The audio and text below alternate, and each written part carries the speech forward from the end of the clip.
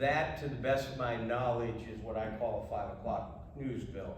It would raise the penalty for disruption of worship services to a felony, which I think is dumb. I won't support that bill.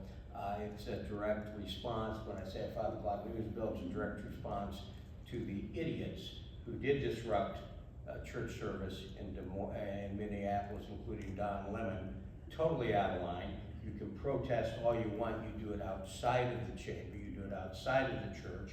You can march, you can yell, you can scream, but you don't go into a church service according to the First Amendment and scare little kids by running around yelling. Do it outside the church. I have no problem with that, but I think this is an overreaction to that. It comes to mind like 20 years ago, some of you remember that there was a group of idiots out of Kansas that would come and pick it outside churches saying if you're gay, you're going to hell and everything else, when they were probably the ones that would end up there. But they were outside the church. That's how you do that. And what they did in Minneapolis, to me, is unacceptable. Do it outside of the church. But I'm not gonna vote to make it a felony, because we already have laws for that.